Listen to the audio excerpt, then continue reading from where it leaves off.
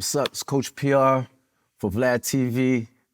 Got a special guest right here, Mr. Josh Norman, aka J-No. You still good? You still using that name, J-No? Yeah, man, that's still a part of what we do. So yeah, for Right. sure. No, no, no. Okay, so let's get into it, man. From South Carolina, Greenwood, right? Yes, sir. Raised up with two parents, Christian home, five brothers. Um, Tell us about that. How was that growing up with five brothers in a Christian home, bro?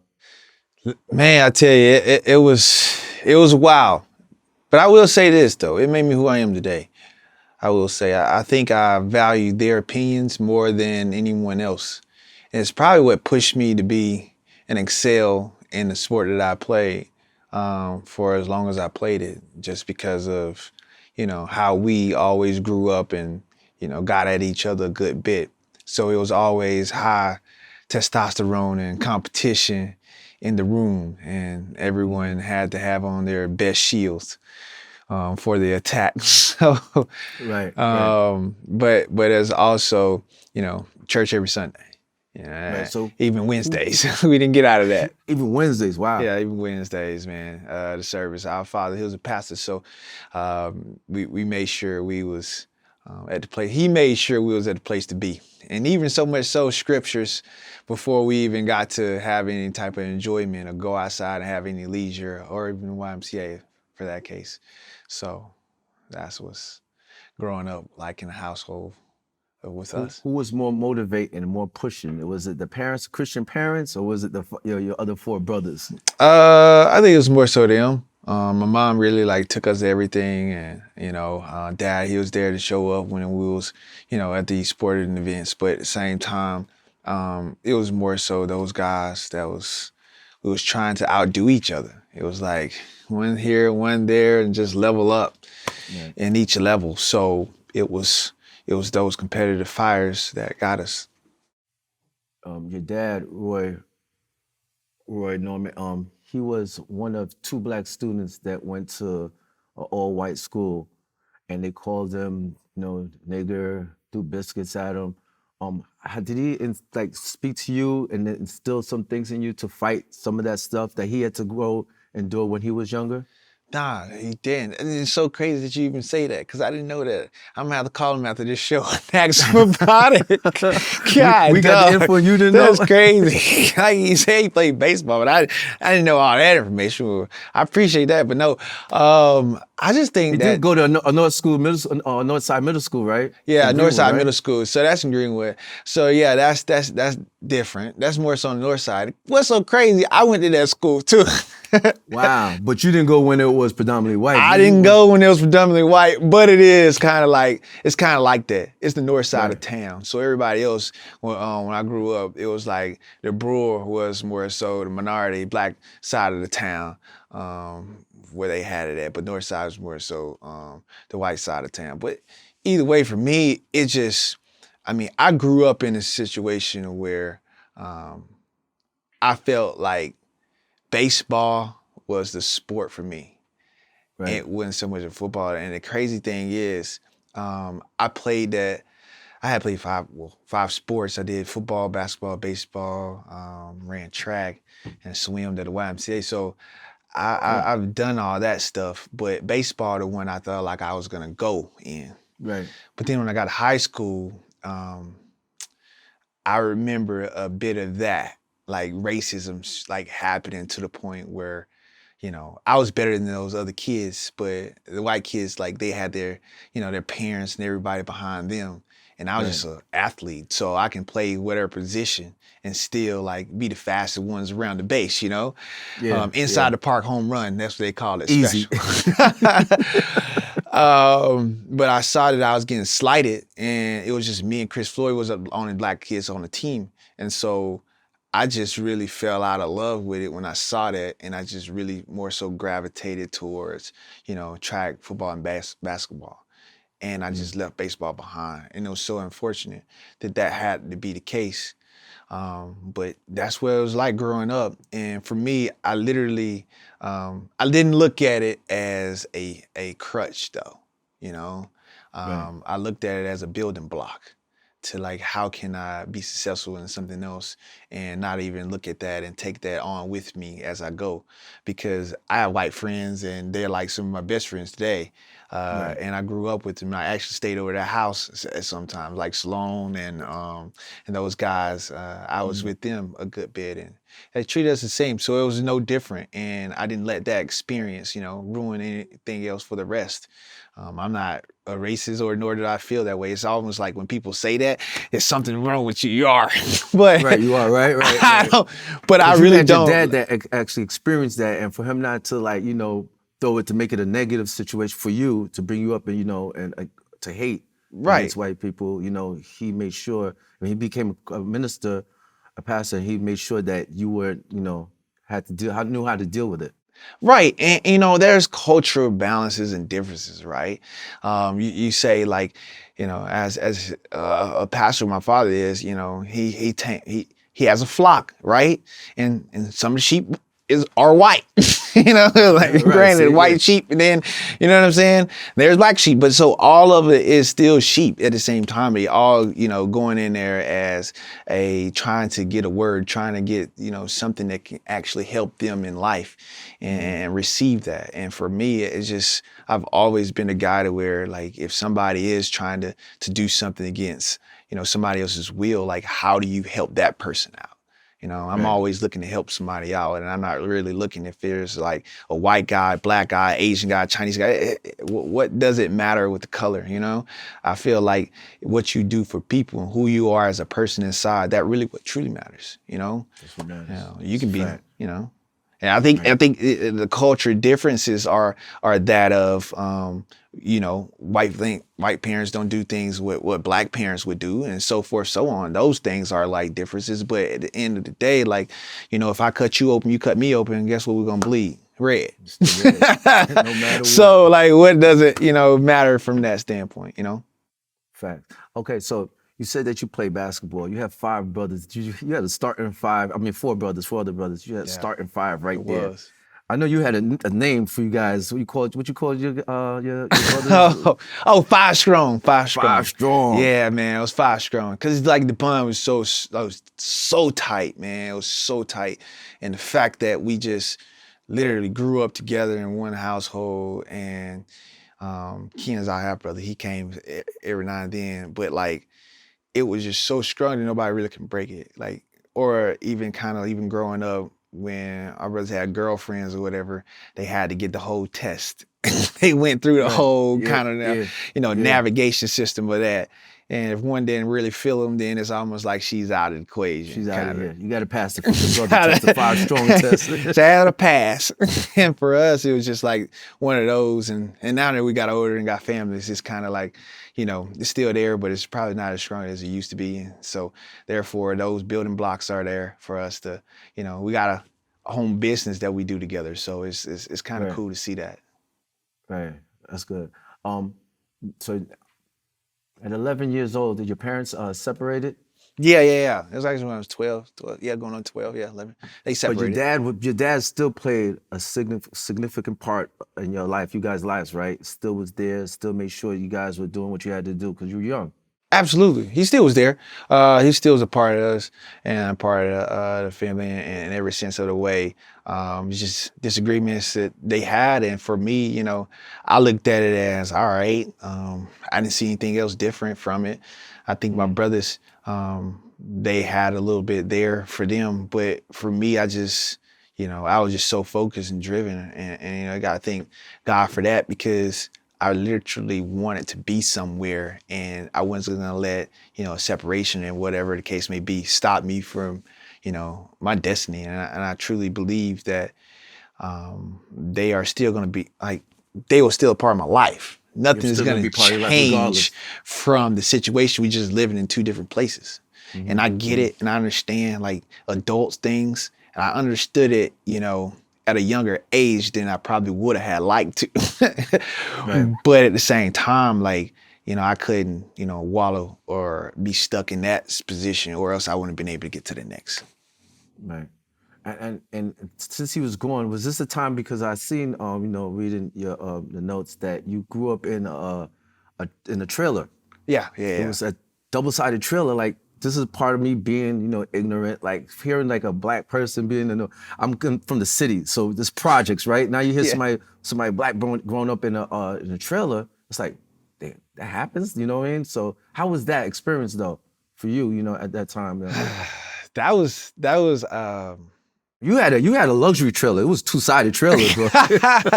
that was a good life. I can say that. I say it's like a project in a sense, but like out in the country where you by yourself, 40 acres and a trailer. And it's just right there, almost like 40 acres and a mule, right? But instead of mules, we had horses. And there was about 30 of them suckers. And I tell you, it was like a constant, everyday manual labor kind of thing, and keeping up with them and going out there and, being one with nature in the sense of. So it wasn't like other trailers out there, like a real trailer park. It was just like the land. It wasn't a trailer park. It was just more so land. And then there's probably like a house beside us and a house across from us.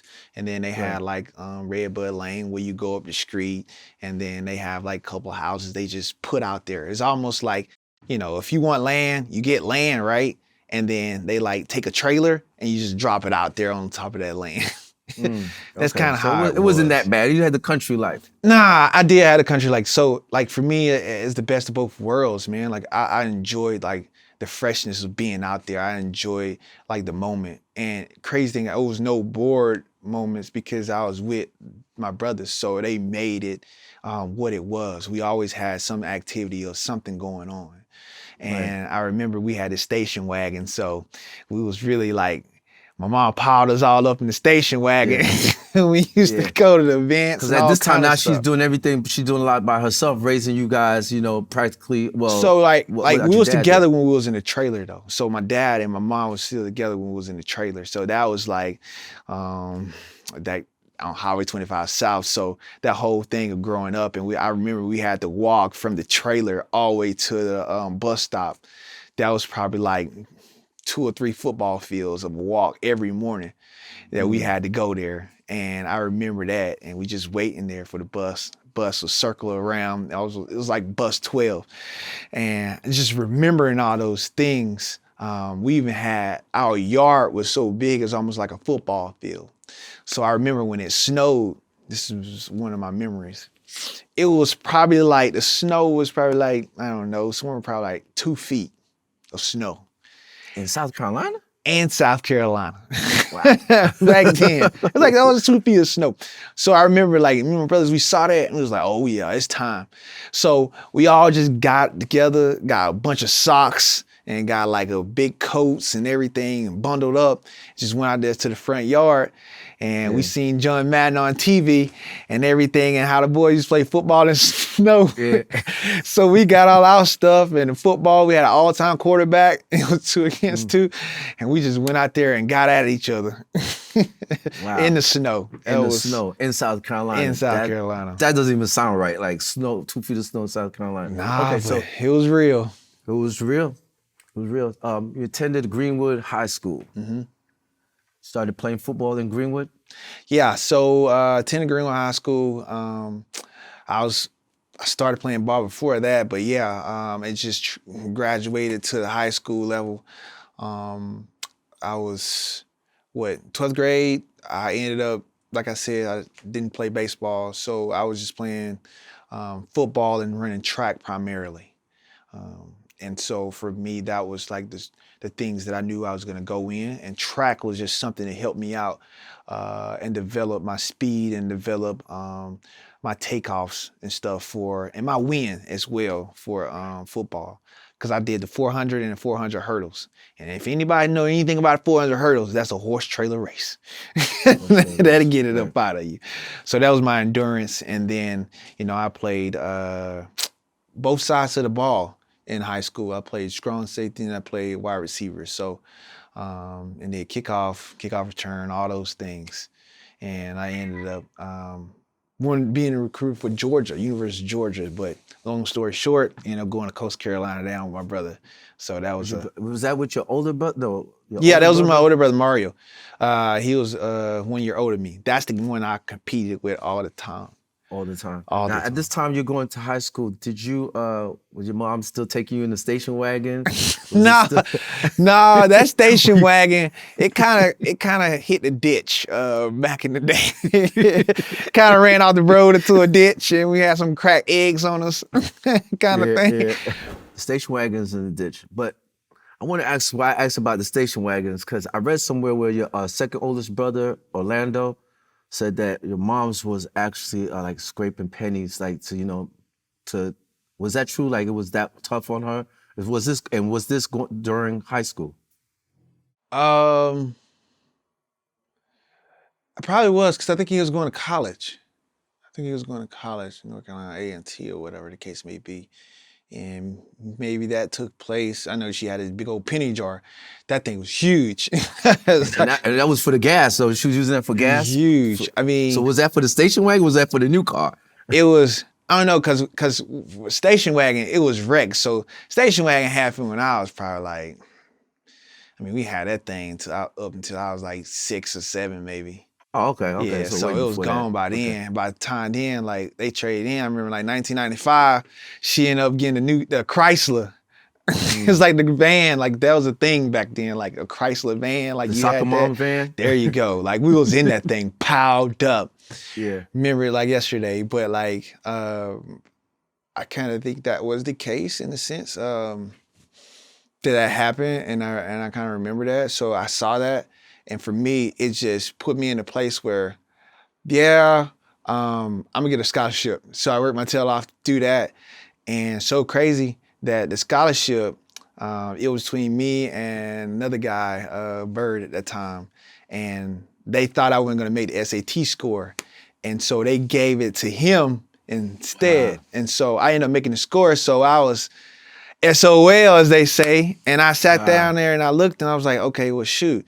Well, I got this school here. I got these other D2, D3 schools, but I looked at it like, man, like I went up there and I visited them. They was all full rides, but I feel more comfortable in a sense of placement.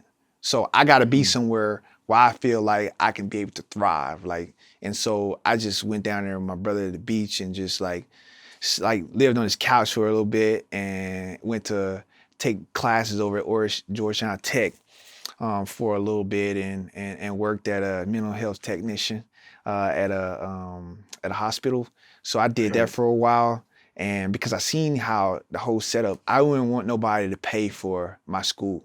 So it was my fault and my reason that I was in this position, you know. Right. Right. Um, if I would have worked early on in school instead of trying to catch back up my 11th and 12th grade year, because my ninth grade year I had F's and D, like that was terrible, and so catching that back up and trying to do it the right way for me, I think like that was my fault. So I didn't want my mom to come out of pocket or my dad in any kind of way to help me get into school. So that was my most trying moments for those 2 years, and I broke through and got accepted into Coast Carolina where my brother was played, and kind of made my way through college that way. And sometimes she tried to help me and I was like, Josh, you sure? I was like, nah, I'm good, because I saw how she went through that struggle with my other Right. brothers, so Right. I didn't want to be that guy. And probably to this day she didn't probably know that, but like that's not, I took that upon myself and I take full responsibility for it, and those were my actions. So that's why I wanted to prove to be, I had to go through that. At Greenwood, Monty Edwards and DJ Swerwinger went to that school too. Yeah, You yeah, cool they with them? did. Are you cool with them? Yeah. They're still cool. I So mean, they from Greenwood, so anybody from that city and city, that still state, tight with them. it's just like that's that bond that you may go off on another level in life, but you still bonded by where you come from. Haven't talked to them in a while, but like those guys are still, whenever something happens in Greenwood, they usually be there for. 2006, you won the high school state championship in South Carolina. Named All-State football player and was selected to participate in the North-South All-Star game. Yeah. Yeah, that Now was. you now it's starting as you starting to feel yourself a little something, right? How's that feeling? I did, man. It started to feel really good. I was like, so that time we had Mohawks, and I started the whole Mohawk thing, and I had one that looked like Mr. T. So they called me Mr. T because I had a gold chain, and then I had the Mohawk, and I played 5 positions. So it was just one of those things that like stuck with us. But I had the mindset of a Greenwood Warrior back then. That was one of the things that really took off for me, and I really wanted to get out of the situation that we was in. So I really put everything in heart and soul into the game, and I kind of got, I got rewarded for it in the end with scholarship. But at the end of the day, like, it got rescinded, so I went through Right. another path, Another path, right? and it just, it made me stronger though. It really did. It made me a whole lot stronger than what it was from me. So You played, when you said you played the basketball, baseball, track, and you played that in high school. There weren't any offers for any other sport though while you were in high school? You no, it didn't? wasn't no other offers for any other sport, and for me, it was just, when I played those sports, it was like ninth through 10th grade. 11th grade, um, it was just basketball. I did a little baseball AAU, but nothing serious. Mm. Football, of course, and then I did a little bit of track. So it was just like I cut out swimming. Yeah, because it would overlap. Some of All the this sports stuff was overlapping. So overlapping, right? so basically, I made sure that I stayed in sport so I wouldn't be caught in the street because there was a lot of gang stuff that was going on, and head buzzers, 4 It was just a lot, and I just Yeah, didn't want to be in how part did of you it. guys deal with that? You know, five brothers, I know, man. Like, gang shit going on, the listen, hood, like, you listen. know, how So, hey, we started some of it in a sense. I didn't really say that, but like, it was just the fact that, it was what we grew up in. It was a cultural environment. right. If you wanted to be cool, you want to be hip, that's kind of what it was in a sense. Like, some of them stayed away from it from a sense of my brother played basketball. My other two brothers that was older than me, Ches and Mario, like, they played football. And that was kind of like, what I looked up to. And I saw my big brother Philip, he was kind of like coming up. So he didn't really get into that type of stuff. He was just, different in his own way. Me and him was pretty different. We didn't get touched in that light. But my other brothers, my other two older brothers, they was into that a little bit. But at the same time, you know, they had their guys. They had their Right. friends and people that, was in that stuff. And so for me growing up, seeing that, I kind of saw it from an angle of where to step and where not to step, you know? And that just made everything else, my path a lot straighter, if I can say. And I just really got into sport, and I just immersed myself in that. So you had good role models, having your brothers, your dad there, so this way keep you on that path that you would, you know, had to deal with the hood shit. Yeah, for sure. I mean, I still dealt with it in a sense of, we got in fights, we got into things that, guys was wanting, to buff their chest up, and I had to Mhm. buff back. But at the same time, it wasn't something that, I caught myself up in by going to jail. None of us really like hit the bricks like that. And for us, like, I think that was a headship and what we truly believed in, and God saved us from a lot of those mishaps and a lot of things that took place, just for unseen eyes. And for us, it was just battling the spirit every day.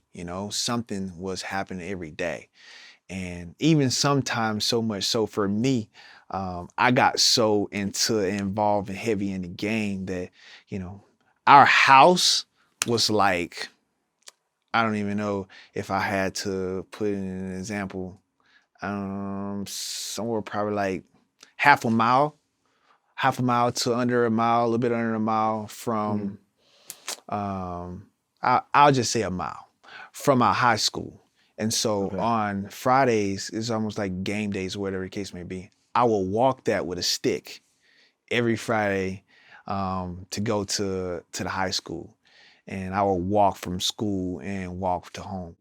with a regular stick, not a stick that they call in the ratchet Nah, these it days. was almost like they call it a regular Moses. stick. They call it a Moses stick. I got it from my Oh, dad when he went up to okay, the okay. mountain. He had ended up giving it to me, so I ended up walking with it, Yeah. and every Friday, and they was like, "Yeah, here come Josh's Moses stick." But it was a sign of true realness to myself and who I was and my differentness. That was about me, if that's a word. I But don't my think anybody unique. wanted to fuck with the Five Strong, the Norman brothers anyway, right? Nah, because that's the thing. Like they knew that I had brothers, and they knew that like we was tight, and nobody really would know that like screw with us in that sense because they know that, oh man, we had a brother at every level, at every grade, so Mm. we all was kind of tight in that sense, and that's the thing that kept us safe though. All right, so now you go to Coastal Carolina as a walk-on. Yeah, Now yeah. you had, thought you were getting the full ride, but now you're a walker, so now you got to put the work in now. Yeah, man, I had to put it where I had to grind, man. Those years right there, those 2 years in between high school and getting into Coast Carolina and even walking on was probably the hardest years, like literally one of the hardest years of my life because it made this transition so much easier. Like Mm. going through something like that was just, all right, like took it on the chin, what's next? And that was just me, coming out there, getting away from home and that Greenwood and that whole entire mindset of what was going on there and coming out to Myrtle Beach, something I didn't know with my brother and living on the couch with him and two other roommates.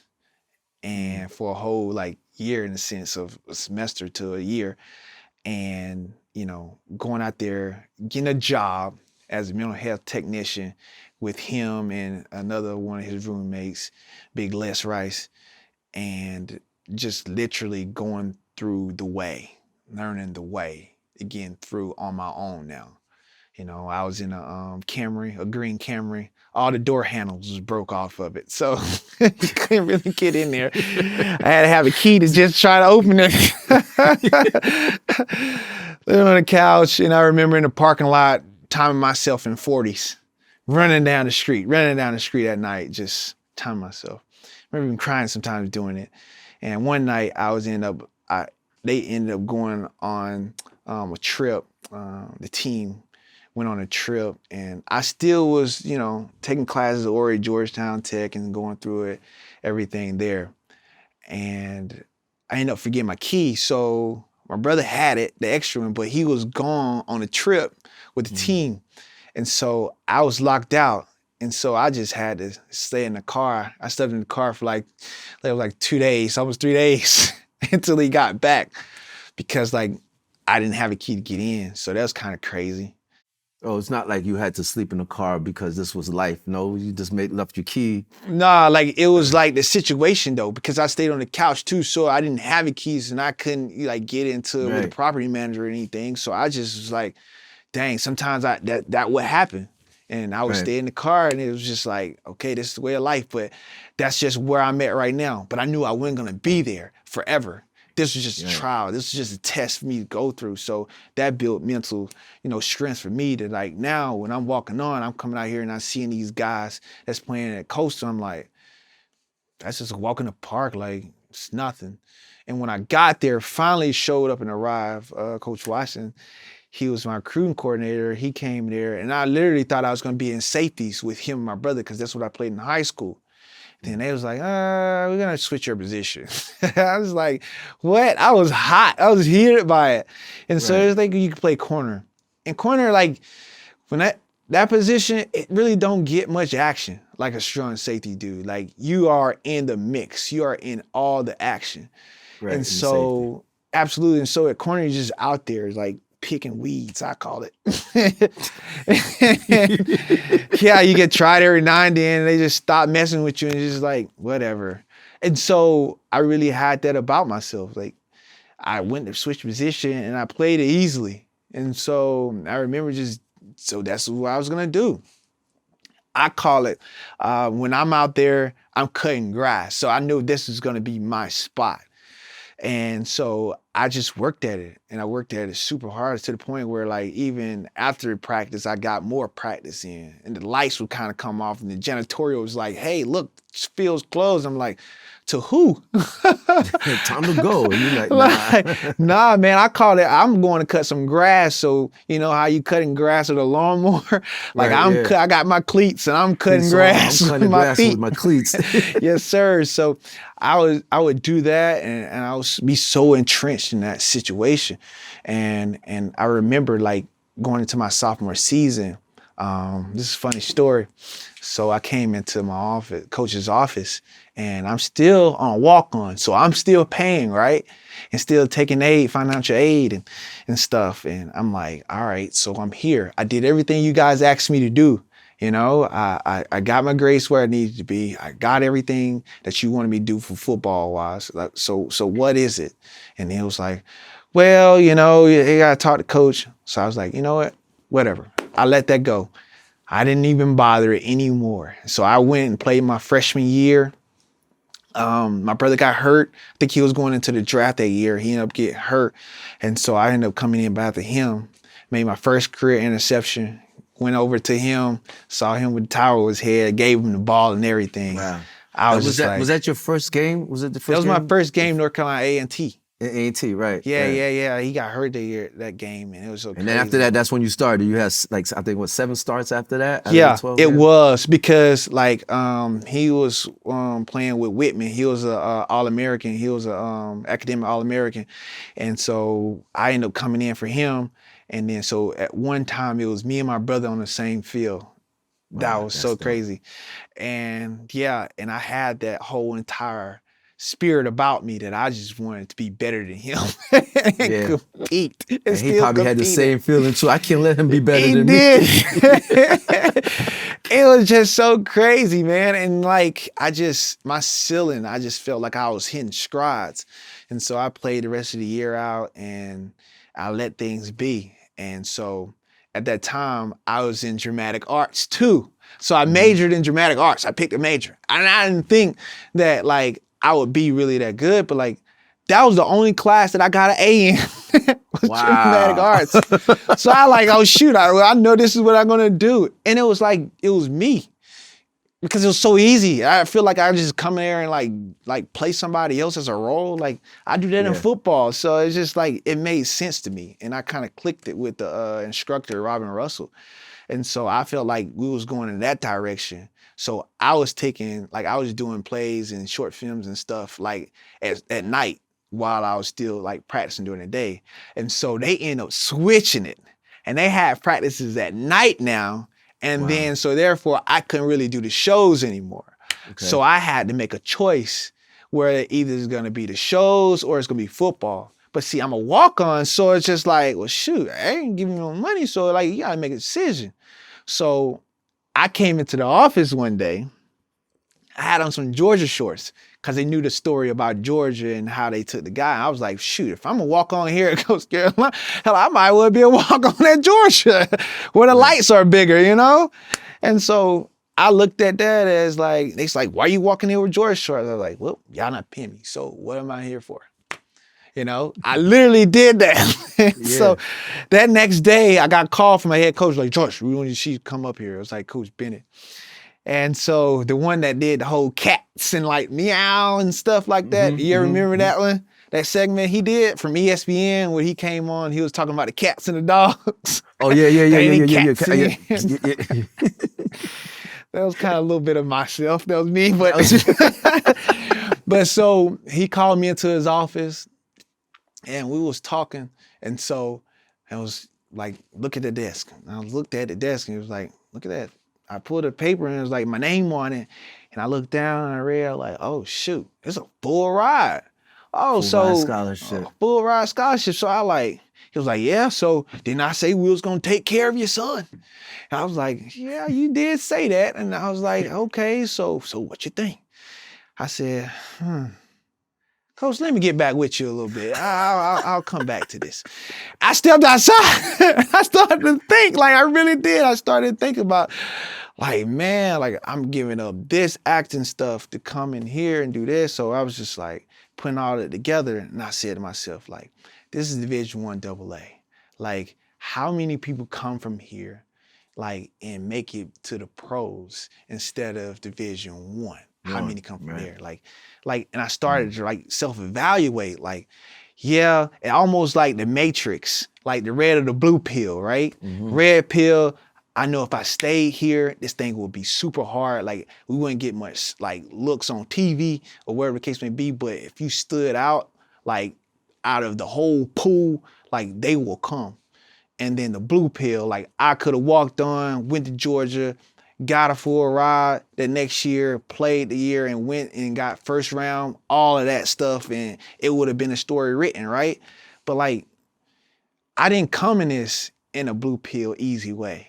You know what I'm saying? I came in this a hard way. Like I took the red pill to the point where like, okay, it's gonna be tough, but this is what toughness is made out of. This is gonna get me prepared and it's gonna help me go for the next season or for the next level because I needed this. And so I did it. And man, when I signed up for it, I came back into the office like, we gonna do it. And once I signed, did you go that same day? You went back that same day? Or yeah, I went back that same day because I had to step out. He caught me off guard. So I had to re-catch myself. I had all these things going through and I had to be like, all right, man, like I'll give you my answer by the end of the day. I came back in, I called my parents, told them what was going on, ended up signing it. And literally like that spring, man, I went out there, I went to FCA. I did the whole thing out there in Orlando, came back rejuvenated, feeling fresh, spiritually, mentally. And that sophomore season, man, I broke every record there was at that school for as far as a defensive back. In the freshman season? No, that was my sophomore season. The sophomore season, that's when you became first team All Big South. First team All Big South, All American. I think that season, it was that season where I tied my brother in 3 interceptions one game, and I ended up having 8 or 9 interceptions. I broke school record for the interceptions, most interceptions, and became All-American. Fabulous 50, you did Fabulous 50. I had a whole bunch of stuff, man. Honestly, accolades on top of it. And it was just like, man, like, who is this kid down here in this little old fish pool with a big pond to him, you know? Right. And so I made it my own oyster, yo. And so from there, you know, my 11th grade, everybody, I mean, when I went to, obviously, the junior, I say 11th grade, but my junior year, it was just guys like started to realize who I was and like stayed away. So it wasn't so much impactful as it was my sophomore season, but it was because they wouldn't try as much. And I had a moxie about me that I wanted you to. Right. That was the respect level. Don't even come on the side. There you go. I owned the position. I owned the field. And it was just like, gosh, man, I knew right then I'm hitting strides. So right then I feel like, shoot, I think that was like the lockout year or something. I felt like, shoot, man, I go to the league after this year. Like I want to leave early. And so I kind of put that out there without really saying it. Right. And so going into my 12th grade, I went to go train. Senior. Going into... See, there you go. I guess every time. Well, my senior year, right? Thank you for correcting. Well, my senior year, I went to go train out in Atlanta. It was just this WPI. I went to go train out there, so I went with the team. You know, because my mindset was like I knew exactly where I want to go and where I want to be and how I want to get there. And this training that I get with a team is not as what I would get outside of this. Right. And so I would train and they thought like I was training for the draft and not for like coming back. And so I ended up getting hit with like an investigation. Like, because like they thought like I was taking money. Like, and I had an agent and I was legally like going and doing this early before the draft. Like, and I was just like, where all this coming from? So I was getting investigated and all that stuff. So I had to stop training, coming back to them and, you know, going through that whole thing.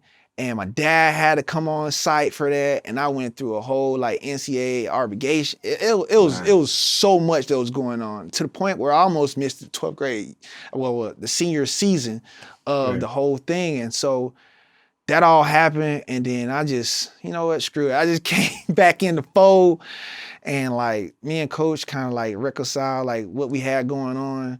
And so that senior season was almost like a blessing in disguise too, because it was a lockout, all that stuff happened with the league. And so I'm finishing now my senior year. It's almost just like a pass year, you know, just passing through.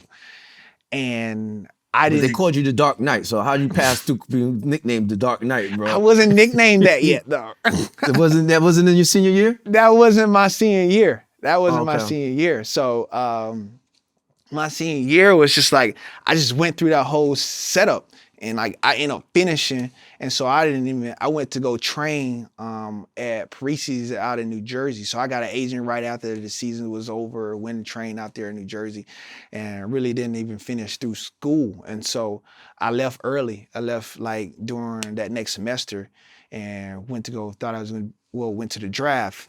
Um, and that was a whole experience in itself when I went through that whole thing. What Because what was the experience like of going through that? Was that a good experience, bad experience? What was the mixed feelings, mixed feelings. mixed feelings? Oh yeah, big time mixed feelings. Cause the thing is, I literally thought I was gonna be first, second round, honestly. Mm, mm, Because like coming out, I seen guys that was in the draft with me, like for my position. And I'm tell you right now, they couldn't tote the mail. And I already mm. knew that from my mindset. And it's just like I thought on paper it showed that too.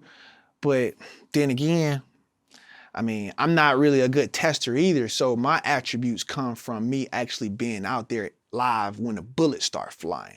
That's Right. how I am. When my back against a wall, I come out and I prove myself worthy of thee. And so when all that happened, you know, my coaches and everything, you know, there was rumors and stuff they was putting out there about me that literally wasn't true. And so for me, I'm just looking at it like, man, I felt like I was slighted. And this all came from like my senior year going in. I told y'all I wasn't coming back, and now this happened. It was kind of crazy. So that all this stuff that would be put out about you before the draft, it happens. You know, Mm, I'm one of those people it happened to. And so I mm. slid all the way down. I went up to New York thinking that I was going to be a pig. Didn't happen. I sat right there in the seats. My family was all there from the last day. And I can Wow. remember myself saying to myself, like, okay, I remember this moment. I remember every last thing that happened here. And so I went back to Myrtle Beach, and we went to Red Robin, and we started to eat. It was kind of like a little celebration because day 3, we know we're going to get selected. And so that took place, and 5th round came. Carolina showed up on the board. And it's so crazy that, you know, coach called me. Steve was like, I get my phone ringing, 704 number. They called me, and it was like, hey, how you feeling? I'm like, well, I'm all right. You know, not really showing too much emotion.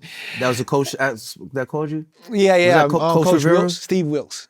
Oh, It, Steve it, Wilkes. it It was it wasn't. was it was Coach Rivera, my position coach, and then and so it was, yeah, Steve Wilkes hit me first, and then it was he was like, I'm gonna hand you over, talk to Coach Rivera, and then I talked to the GM at that Right. time, Marty Okay. Herney, because Marty Herney was the one that hit me. So he was the one who had really drafted me. So um, that whole took place, and so we was like, we're gonna take you right here with this pick. And so right before it announced, I came up and they were showing my highlights and stuff. The whole place went crazy, and like I had to step outside, and they asked me how was I doing and stuff like that after they took me for the pick.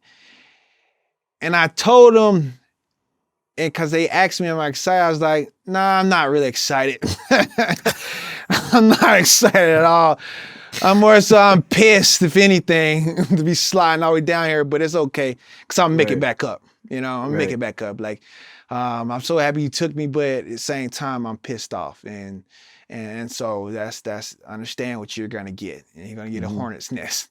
And so that's kind of, you know, how we left the conversation. And they just like, all right, they feel good about it. And so They could take that two ways, right? You could take it yeah. like yo, I'm going to get a beast because he's going to give it all he has to prove to everybody he should have been, the first, second round, or I'm going to get somebody that's not going to stay here for long because he's just going to have an attitude. And you showed him that this is the right pick. I have something to prove. Absolutely, absolutely. Because like the 13 or 12 of the people that was picked before me, I'm like, yo, like you can't even told the mail. But like when it happened, like couldn't be anything. I couldn't do anything about it. It was almost like control the controllables. So when this happened, it was almost like a blessing in disguise. But either way, like I had a chip on my shoulder and it was a boulder size. So it didn't matter who it was that I was going to see that first day. They was going to get it. Get it. Who was the cornerbacks before you? Who was like some of the in the first round? Do you know? Man, remember? Honestly, like I don't even remember them because they not here today. Wow. Probably only one or two, and that's like Gilmore. He's still here. Rose. Was Rose? No, I don't think he was in our draft. He's here though, but yeah, I can't even. Yeah, it's crazy. Can't even remember. Yeah, because they not even here. Wow. Oh, Pat. He was with us last year. Oh man, why I keep forgetting his name? Draker Patrick. He was there. Okay.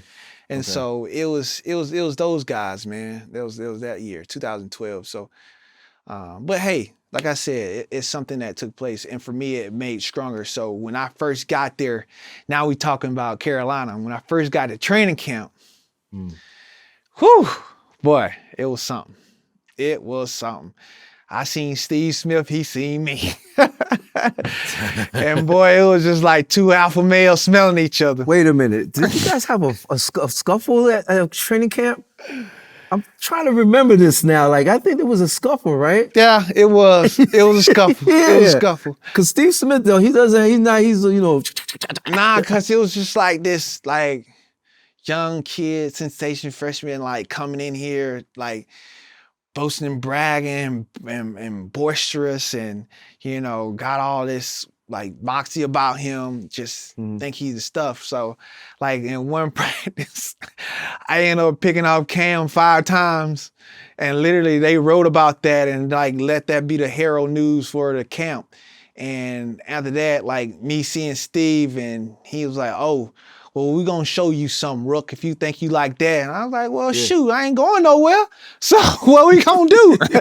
And so we get there, first thing, he come off the line, just grab him. So I grabbed him back. And so we tussling. I thought he was going to let go. He never did. So I stayed there. We just slinging each other, Yeah, slinging. I remember that. I don't think we ain't throw no blows because I think he did that stuff with Kevin Lucas before. But like, I wasn't him.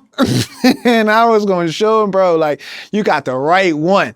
So all this stuff that just like triggered me. Like I told you, like I had that boulder. Like it triggered me. You had the chip already on you. Yeah. Like so everything and anything. Like I had all this rage and just like ready to like let out and like here I am. Like try it. Like whatever you want, we gonna bring it. So and I didn't know what I didn't know.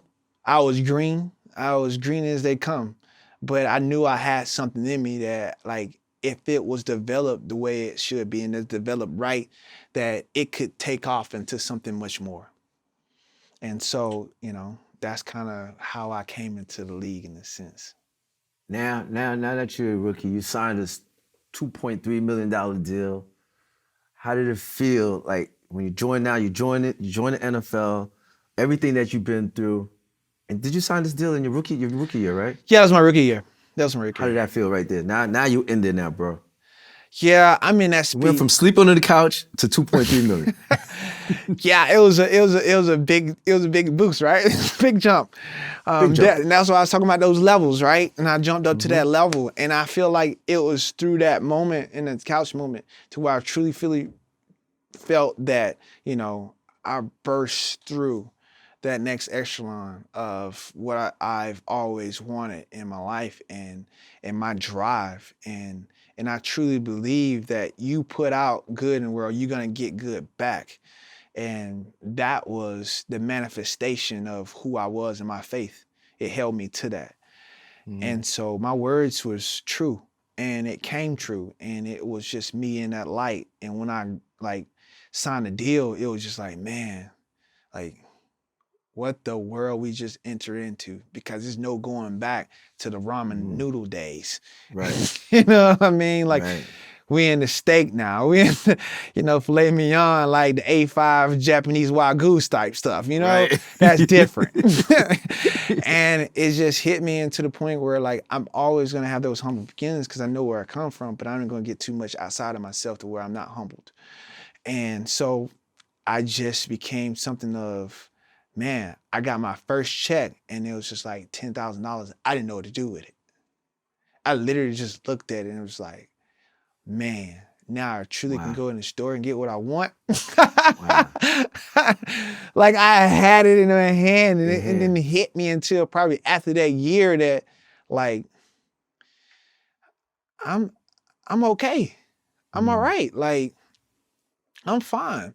And lo and behold, like I got family members, so everybody coming out of the woodworks, and I'm starting to see that my second year. So it's like, dang, I mean, it's a I lot of don't money, have but as it's much not as I that think much, I right? have, huh? I say it's a lot of money, but it's not that much that all the family members come out, right? It ain't, and that's why I started to see like, gosh, it ain't. Like my whole little fairy tale like moment just went away in the blink of an eye. Like my second year, it was just like, dang, bro. Like my financial advisors tried to save the little that I did have. And I'm just like, bro, like we can't like live this way. I can't save half of my check. That's just not like it's not working for me. Right. And so like that whole thing was a whole debacle, but like we got it fixed. And so me just dealing with that in my second year, being frustrated because I'm not playing, I'm not starting, I'm behind somebody, and I'm looking at that like real So you didn't start frustrated. your first year? You didn't start? My first year I started. We talking about my second year now. My first year I started, so I came in, I played, I had dreads, I cut it. And in my first game I played with Mike Evans and and we played the Tampa Bay Buccaneers. Buccaneers. Yeah, and so I ended up playing 12, 13 games that year, and I got sat down towards the end, and I was playing that position, but I didn't own it. I was renting space, and I was playing 8 yards, 10 yards off guys and let them catch hitches and catch balls in front of us and not really challenging people because I didn't kind of get the whole concept of me playing off somebody for this like long 8 yards and just, breaking on routes. I never truly really did that in college. Right. And so So my there's a big first difference year, from the NFL to college now. it was. And so I had to find my position in that space. And I didn't own it. Like I said, I was like almost a rental coming in. It's never truly yours. You're always paying someone. And so for me, I was just playing a position, but not really truly owning it for myself. And so I had to like go through Damascus Road in the sense of, getting extra coaching, coming in at 6 a.m. before everybody else come at 8 and getting with my coach and going through different routes and techniques and how he wanted me to play. He was truly a teacher of the game, so it kind of helped me. But like getting up super early in the morning, I hate mornings. Like Right. I would roll in sometimes late, and like I had a chef like he actually would bring me my food and stuff. It was so crazy because it was just like I had to actually be on a regiment. I had a regiment, and I Right. would be there from 6 a.m. to like 6 p.m. like meeting with the coach and doing through the trainings and everything we had to go through and being there extra at the field. So it was pretty much a whole 12-hour day for me. My first year, and going into my second year, it's kind of still, got a little shorter, but it still was that long training and working out and going through and meeting with your coaches. And so after they set me down that first year, I came back in a more of a, mindset of, oh shoot, now I'm coming. I want to be a starter now. I want to start getting my position back, my starting role back. And they had brought somebody else in, Antoine Kayson and some other guys they brought in. And so I was playing with Gamble my first year. Gamble left my second year. And so they brought in Kayson and some other guy. I forget his name at the moment, but they end up playing that second year. and they started the season out. And for me, I was clearly the better like guy and winning the reps in training camp to like Right. play the position, but it didn't happen. Wow. It didn't happen, and so therefore I went through that season, and I didn't get much action at all to that sense, and And so this your second year. Was this the year that was miscommunication on a coverage? And yeah, that was the year you, of miscommunication on the coverage. I got in the game, it was miscommunication, and kid you not, it was with the Buffalo Bills. wow. It was with the Buffalo Bills, and the quarterback EJ, I think number 3, he was playing for them at that time. He was from Florida State. He came in, and it was like a banger route. It was a crossing route, and so Oh, me EJ and Manuel, right? I think DJ Manuel and me and yeah, DJ number 3. Moore, number 20 out 24, we were supposed to switch on this route. And I was so locked in that I didn't really get the switch. And so I ended up going my guy. His guy came off and EJ just dropped it right over our head. And I looked back, 6, game over. And so, like, I didn't see the field the rest of the year. Like, I was in the doghouse. Rivera sat you down. He sat sat you us down and clearly didn't see the light of day again for that whole year. Wow. And I literally was on P squad. So it was like they still had me on active roster money. So, but I was practicing on practice squad. Like I was showing reps for the other, for the offense. Damn. So I was going against Steve Smith every day. Yeah. And I was pissed. Like I was hot. And like really, we didn't even speak for 3 months because of it. Because it was just like, I was so getting into him. And like he came to me one time after practice. He was like, I get you angry and I get you frustrated, but like, don't take it out on your teammates, bro. Who, coach came to you? No, Steve. Steve came to you. Yeah, he had like talked to me and like we had a moment. Because we ain't talked for a long time because I literally was high. Like I really made sure that you didn't like approach me. Right. Like that's how mad I was and let them know. Unapproachable at that moment. At that moment, I was shut out. Like you can't talk to me. I was literally about to get into it, me and DC, like to blows, physicality. And so I really shut them out. And I was just on the practice floor, I was just working my technique, knowing that I was better than these cats. And just that whole year was just a wash. That was a trying moment for me. And I was just like, I had to talk to Guy. I was like, why am I here? Why you bring me here for this? If this truly is what I am supposed to do, like you have to give me a sign or something because I'm ready to get up out of here and do something else because I put too much into it. And so I talked to my agent at the time, was just like, yo, we got to do something different. So my 3rd year coming into it again. You got starts now. You started some games in your 3rd year of Carolina, right? So my third year, I didn't play. I was still in the doghouse. So after the second year, yeah, I was still in the doghouse. So at the beginning of that year, they still like had people in front of me during training camp, and like I was still second string. So I had to like, I humbled myself in a sense like this year is gonna be different. I'm not gonna come out here. My whole energy is gonna be different. Even when they do something today, I know that gets under my skin they don't like. I'm just gonna smile, like have a good face on, like almost like a Joker. But knowing inside, like I'm cussing them and I'm saying so. I'm giving them the business, but they never gonna see it. Right. And so I'm playing the game. It's a game within the game. And so I learned how to play that my 3rd year, and then it's just like Steve Smith is no longer with us. He was Baltimore Ravens. Ravens down. And so that whole thing transpired. Thomas Davis and them at the time, they like, listen, bro, like, we got to get Jay on the field somehow, some way. Like, we playing against Steve Smith. He know these guys. I had Melvin White and some other guy in front of me, and he like, Steve Smith, he coming. We got to get Jay in the game this year. Like, we got to give him the start. And so I didn't start, but I dressed out.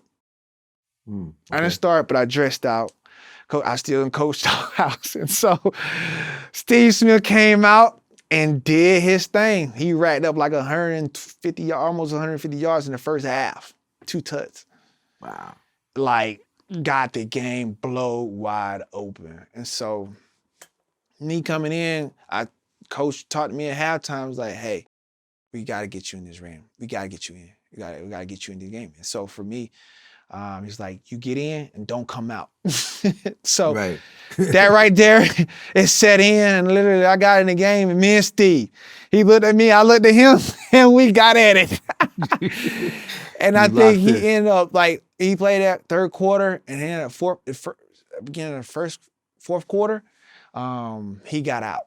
He had probably like 2 catches and like 30 yards, and he got out. And so from that moment on, I kind of like evolved and got better, and I played the rest of the year out. And then I think I got better in that third year than I did in my fourth year, because when that fourth year came, that's when the Dark Knight stuff started to come through. Oh, that's when he came out. Like towards the end of my third year, the Dark Knight, it kind of, that mantra of saving the city kind of took off, in the sense of the Queen City of Charlotte. Like, I would perch over it and look down upon my foes. That's when like the whole dramatic art side of theater came out of me. And that fourth year was like, it didn't matter who you was. That's the year you guys went to the playoffs now. That's the year we went to the Super Bowl. We went to the playoffs the 3 years that I was there. We went to NFC South Conference Championship. NFC South Conference Championship 3 years in a row. And my fourth year was when there was negotiations with me, but it got out of hand. Was that fourth year? Fast. The fourth year, the Super Bowl year? Yeah, that was a Super Bowl year for us. What was your record? The record was like what, 15-1? Was that? Yeah, it was that 15-1 year. 15-1 record. Yeah, right? yeah, that was that 15-1 year. Oh man. Yeah, that part. I wanted you. I was really rooting for you guys in that one. That was a Jay-Z bar year. Right. I'm getting to that now. Yeah, so, okay. But like, that was that year that literally like everything happened that I don't even say multiplied times 10. It happened that year. That was even with my girl. Like, I had a girl like that I really wanted from the time I saw her all the way up until that year it happened. Everything that transpired for me just took off in a blaze of fire, and it went north fast. Real fast. Like, was that because of the Super Bowl now just added on to it? How did everything feel? Like, you're 15-1, you get there. Yeah, but like, even that year going into it, like, we didn't realize that it was gonna happen that way, you know? Because like, that was that year me and Cam like, fighting in training camp. Yeah. That was that whole. Too. Damn. It was that year. That's what a lot of ESPN highlights. I remember you from. It was a lot of highlights before the game. There's a lot of things going on. That's why I said like, it all transpired. My whole entire like, it was a movie scene. It really was, like, because that year, like, we ended up coming in. We knew it was gonna be a great defense, but we didn't know what we was gonna be on offense, you know?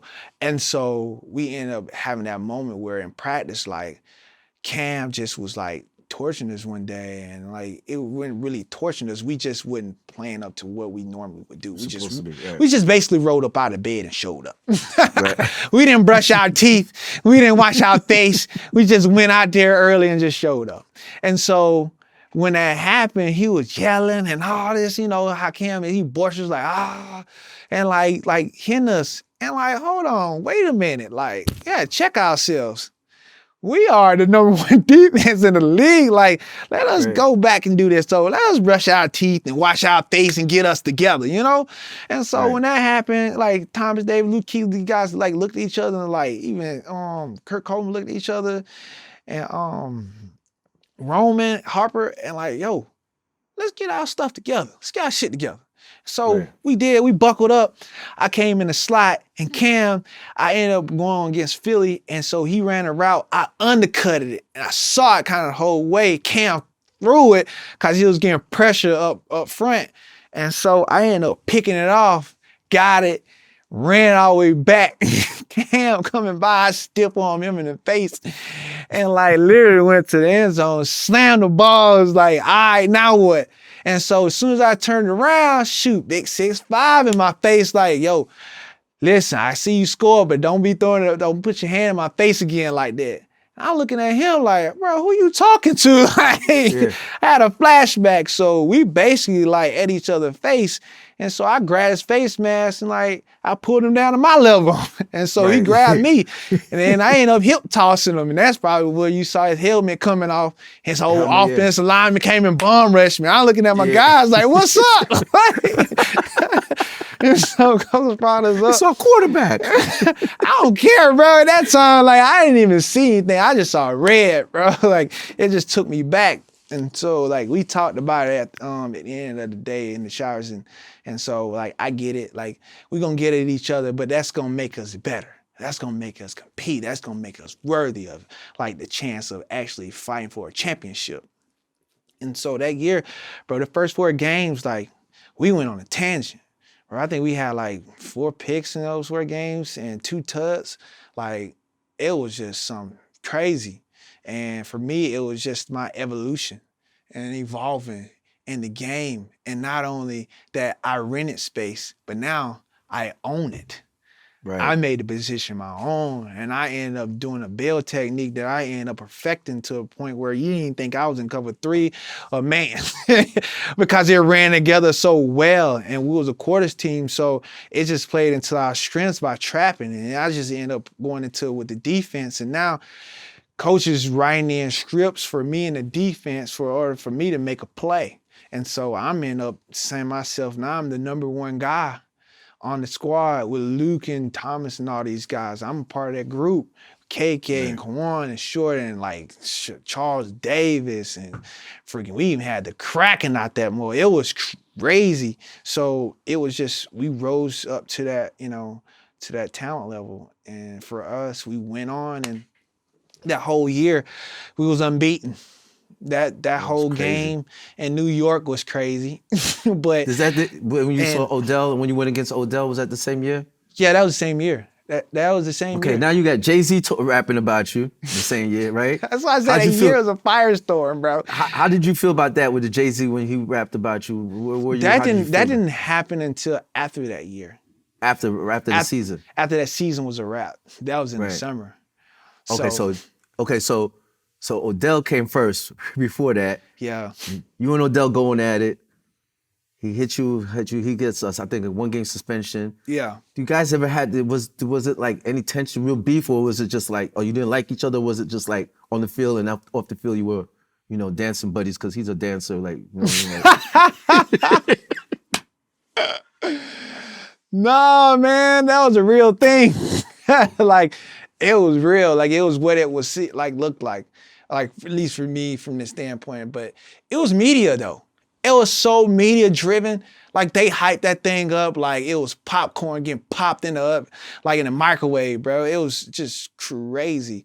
Like, because they wanted to see that. Think about it. We haven't seen that in a long time. You know, the high profile defensive back, high profile wide receiver going at it, and they want that. They wanted to see that. Like, when was the last time we saw that? Probably with Deion Sanders and Deion and I forgot what was it?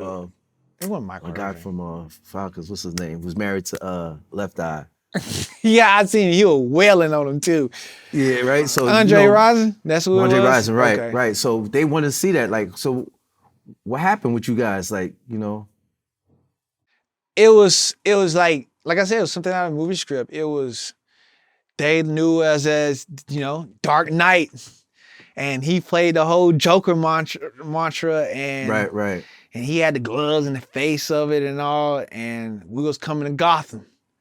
And they literally like pumped the story up to the 10th power. And I really didn't realize it was that big. Like, I didn't think it was for me. Well, it looked like you did. It looked like you did because. But no, I'm saying at the beginning of it all, I literally like coming in, you know, this is this hot kid, you know, that's like coming in the league, and he got all these, like, he's breaking records and doing all this stuff and dancing and got TDs and all. He was the hottest wide receiver, right? And so it was the hottest defensive back, but I didn't look at him as being on my level though. Like, and still in that same sense, because shit, we like, I don't know, like 15-0, like 14-0 or something, like 15-0 or whatever. Yeah, we was 15-0. Why was I looking at him being on my level? You know what I'm saying? Like, they weren't making the playoffs. They ain't had nothing to lose. Like, end of the day, like, we, like, the big brother here.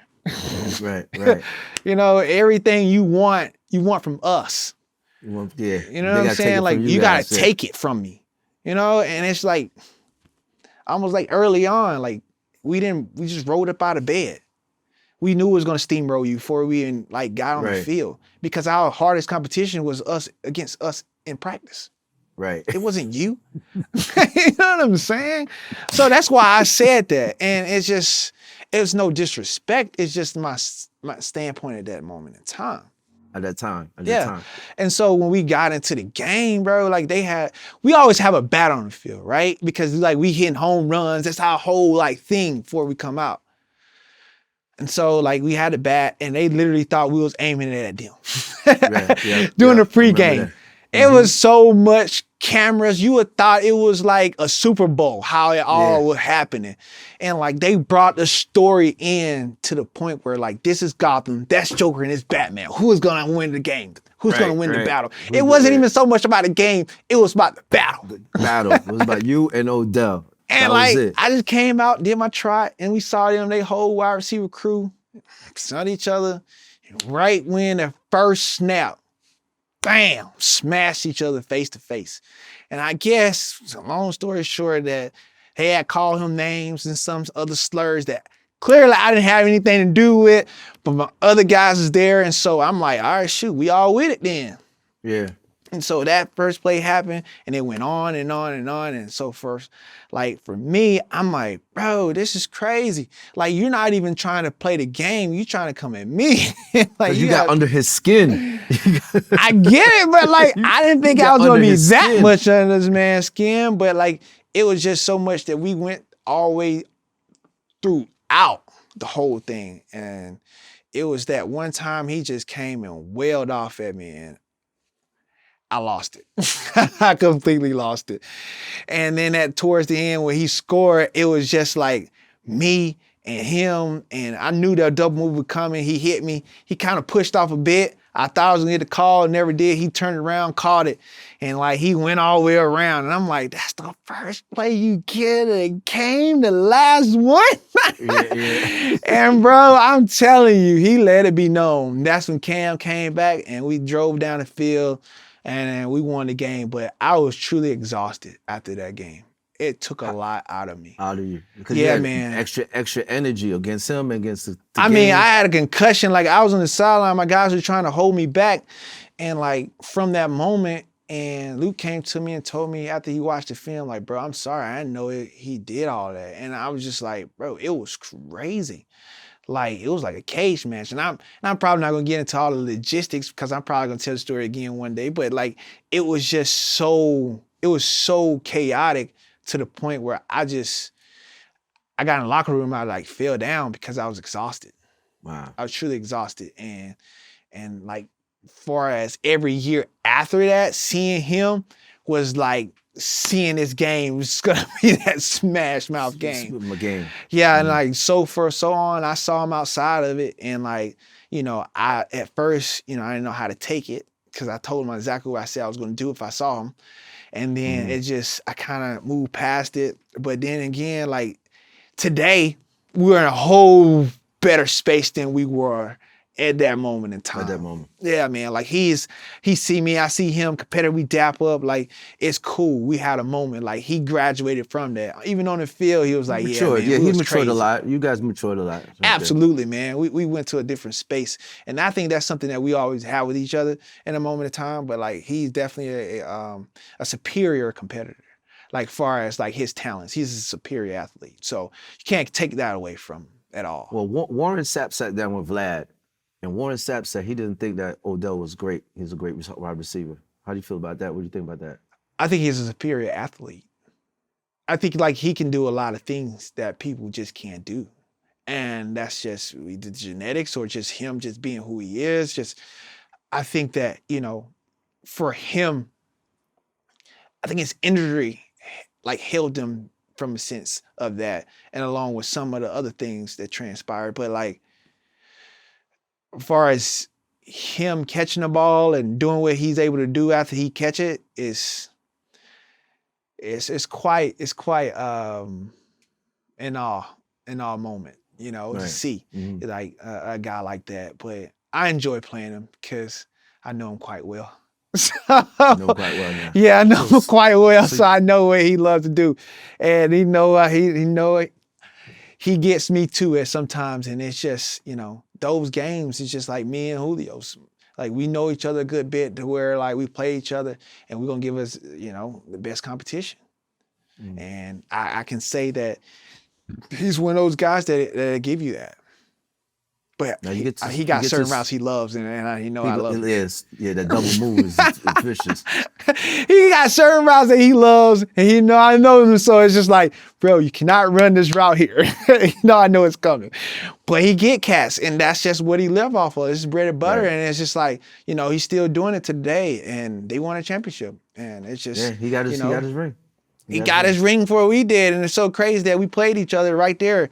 We didn't get that opportunity, but they did, and he made the best of it. And so I salute him for that, and that's a thing that, within that brotherhood of the game, that you gotta chip your hats off to that for sure. Right. Yeah. Yeah. That's for me. Super Bowl 5th. So you go to the Super Bowl, get to Super Bowl, and you lose. Yeah, we lost. We lose. How do you take that? That was very hard for me. I didn't get over that for like 3 months. 15-1. 15. Everybody expecting you guys to win. Like, Coach literally pulled the reins off of us after that game in New York. Like, he pulled it back because I feel like media fed into the mindset of like, we need to chill. They had literally, when we went to like the Falcons, they had the referees lined up at the 50-yard line so we couldn't cross the field. Bro, it's so crazy. And like, we was playing Julio and those guys, and that's just like, bro, you can't take our stinger away. And like that moment he took it away, and just, that's when we end up letting our guard down. We lost. Like, we had an opportunity to go 16-0, and like, why we don't take that? Right. You don't get there a lot. And so we lost that game, and then now you come back and tell us like, we would never do that again and take our stinger off. And so we so hot, I don't care who we gonna play that next game in the playoffs. We smash mouthing. And so that's what we did. The first game we played, like, we got out of it. And I don't know if it was, I forgot who it was, but we routed them. I think Seattle was our second game we played. That game, they stayed away. I ended up sacking Russ, and man, did I let them have it. That was an exciting moment. Played Arizona, swept them, and then we went to the Super Bowl, and that game was like, that was a magical moment for me. Just to see all the greats that came before us and lined up, that whole experience, I could never like take back, like ever. Like, I will remember it to the day I leave this earth because it was that special. Watching it as a little boy in the trailer, on a box TV.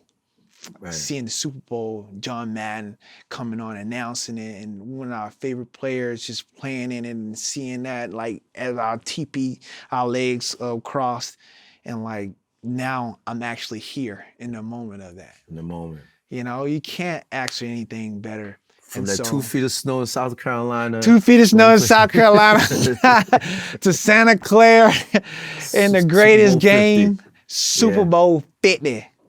Beautiful. Imagine that, man. So okay, Jay-Z. Now in the summertime, we go to Jay-Z and Kanye. They dropped the verse.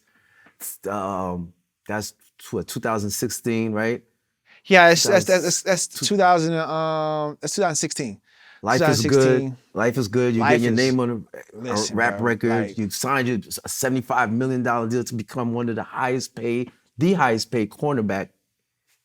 Bruh, how you feeling now? Honestly, I was blessed. I mean, all those things happened so fast to the point where it's just like, I thought I was gonna be in Carolina, honestly. Like, they gave me a franchise tag. They tagged me. And like the guy was like, after the Super, I was so distraught. Like, I got away from everything. And so I talked to those guys. They tagged us because they tried to get a deal done with us before that breakout year, that season, that fourth year for me, when we went to the Super Bowl. but we stopped talks because they came in at 30, and that's like, we not talking. We're Right. gonna run this up. And so then we go to that whole set of like, they franchise tag me, and now my agent is talking to Gettleman at that time to get the deal done. And so he like, listen, we at this number. Can you come up to it or meet us somewhere? He was like, no, we're gonna stay at 45. And I said to myself, like, I get it, but like, keep working this deal. Like, he can probably work it out. And so, long story short, like, they ended up rescinding the tag. Like, and I was driving down the road, like, and I didn't even know I was heading to like a funeral or whatever. And so my phone just started blowing up out of nowhere, like, pa, pa, pa, pa, pa, pa, pa, pa. Like, what is this? Like, I got teams numbers in here that I don't even know. I just seen a Washington jersey with number 24 on it. I'm looking at it like, this is weird. And so my agent called me, and somebody else called me. And I'm like, bro, what's going on? So I seen it on my phone. It was a ticker like, ESPN Carolina Panthers rescinded Josh Norman tag. And I'm like, what does that mean? Like, rescinded the tag. So get on the phone, call my agent. I'm like, yeah, so we took the tag. They didn't want to play ball. Play ball? Like, my life has been in Carolina for 30, like for 28 or whatever, 27 years. Like, I wanted to be here. I didn't want to go nowhere. And that happened. I called the owner. I called all them jokers, like GM, coach. Like, yo, can we do something about this? I was just like, well, your agent speaks for you, and that's what the GM said. So, and he was like, well, you talked to him, he talked back for you, and this is what he said. So I'm like, well, you didn't talk to me. You could have had a conversation or something. So that whole thing put me in place. I ended up letting him go, and I let everybody go. So for a couple days, I just went silent. I went out. Well, Washington is not too far from North Carolina. I know you wanted to be. Nah, right. But I like reset. I had to reset. So I ended up getting another agent. And so the agent out of LA, Ryan Williams at that time. And so ended up coming in with him and his team. And so they had an offer. Washington had an offer, and it was out of there, the Saints. And so ended up getting there, going over there, taking a trip. Shoot, they wouldn't let me out the door. I mean, they literally stuck me in there and literally had me at arm's length. And so for us, my family came up, and we was already there, and DC it looks like the place to be. And for us, we just ended up signing a deal. I couldn't even get out the door. I was Sean Payton on the phone right there. As I was doing the deal, I was like, bro, they won't let me out. Like, if y'all can come up, we can come see you. Because Nola was kind of like high on our list too. And so he was like, man, I'm trying to move something. Just come down here to see me. Wow. I was like, bro, like, this going so fast. I'm sorry, but like, I gotta go. So on the phone up. And so I ended up signing the deal, and everything else is history. So yeah, I became the highest paid in the league. What was the big purchase with that $75 million? Any big purchases? Oh man, I don't even know, bro. Like, I sat on it for a minute, and then I purchased my first house in Washington. It's like 1.5, and then I purchased my mom's house. I got my dad a house, and yeah, man, it was just like, dang, it's real. Like, thank you guys for sticking with me through all of this, you know? Right. Thank you. So I'm gonna do this. This is my thanks to you. And so got my house, cars, got my brothers pretty set up, 5+ each. And it was just like, you know what I'm saying? My immediate family all set up. We good. My grandmas, they all good. Everybody's solid. And it's a solidification that came with that for me. And it was like, I'm entrusted all these finances and this means of resources. I must be a great steward over it, because it's not really mine. It's just something that was given to me. So I must, give back. And so I gave it back, and I was truly blessed. And with that, but during that time, I went down to LA before that moment, and Jay-Z, ended up seeing him, and I met him out there, and and at this Ritz-Carlton or whatever. And so he was like, hey, Jay, come on, ride with me. And so I was riding with him, and like, shoot, it's so crazy that I ended up riding with him, and lo and behold, he started playing on a record. Like he had his man put in a CD or whatever the case may be. He was like, turn it up. That's how you heard it? And so turn it up. And so he was just bobbing over on the side. I was like, okay, well, I'm listening to the lyrics, and like, I performed like Josh Norman. I ain't Norman, nigga. And then it just kept going on and going on. And I'm like, wait a minute. Did I just hear that? Like, pause, hold on, I was like, and he played it back like I performed. And like, yo, it was so surreal that I was actually like hanging with Jay, and then he playing the song, and he was just like, it was in the song. I didn't even know like it was gonna be that big, and DJ Khaled was on and all that. And so It was just like me talking to Jay, and we chopped it up for probably like the whole day. And like just having that knowledge, wisdom that dude has, like he is really like on another level with it. And it's just, seeing that and being able to be amongst that and having that experience, and me feeling off on him and him back on me. And it's just like, dude, that's crazy.